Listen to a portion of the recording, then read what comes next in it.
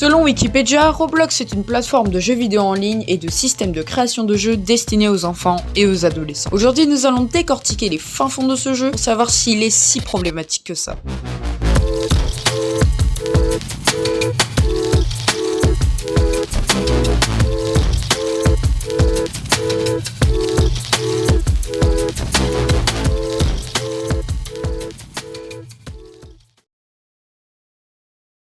Youtubeurs problématiques.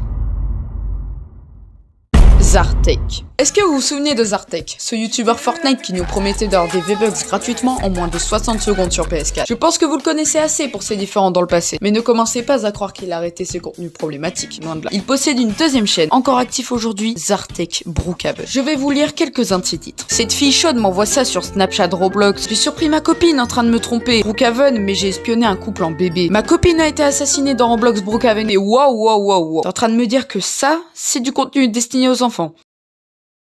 Les mini-jeux à problème. Vous n'êtes pas sans savoir qu'il existe beaucoup de mini-jeux d'horreur qui peuvent même être des fois ultra gore qui est disponible sans limite d'âge. Enfin si, il y a un contrôle parental intégré, mais je ne sais même pas si les parents sont au courant que Roblox propose ce genre de mini-jeu. À vrai dire, l'aspect du jeu de base est très coloré et family friendly. D'autre part, je peux comprendre que le contrôle parental ne soit pas activé sur la plupart des comptes. Je rejetterai plutôt la faute sur Roblox, qui ne fait même pas l'effort de mettre un avertissement avant de lancer le mini-jeu. Mais il n'y a pas que des jeux d'horreur, il existe aussi des milliers de RP chelous contenant du contenu pornographique, ce qui peut choquer encore plus facilement les plus jeunes qui ne veulent pas être exposés. D'ailleurs, en parlant des plus jeunes, une dérive pédocriminelle.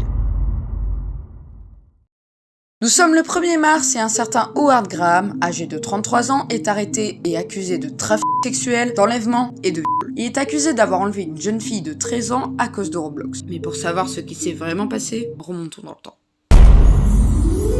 Nous sommes le soir du 20 février et cela fait un moment qu'une jeune fille, que nous allons appeler Louise, discute avec un homme sur Roblox. Ce jour-là, cet homme lui dit de quitter son domicile pour le rejoindre dans le Kansas pour enfin faire connaissance. Ce qu'elle fit dans les minutes qui suivent. Arrivé sur le lieu, l'homme, qui est, vous l'avez compris, Howard Graham, la kidnappa. Et ce n'est que le 1er mars que Louise contacta sa mère directement dans Roblox. Roblox s'exprima sur le sujet en disant qu'il travaillait sans relâche pour éviter que ce problème se reproduise.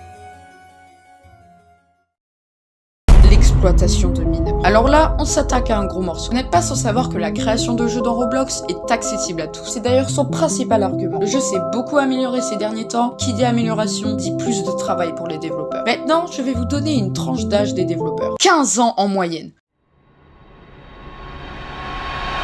C'est-à-dire que des milliers d'adolescents sont prêts à sécher les cours pour développer un mini-jeu Roblox. Je rappelle quand même qu'en France, il faut avoir minimum 16 ans pour travailler. Et le pire, c'est les responsabilités que prend Roblox en sortant la phrase facile. Ces échanges ne sont pas faits directement dans le jeu. Ce n'est donc pas notre problème. Pareil pour la réglementation de l'âge minimal pour travailler. Ces paiements sont faits en Robux et non en euros. Et de leur côté, les développeurs récupèrent cette monnaie et peuvent la convertir en vrais euros quand ils ont atteint la somme de 100 000 Robux sur leur compte. Vous ne voyez pas qu'il y a un gros problème ?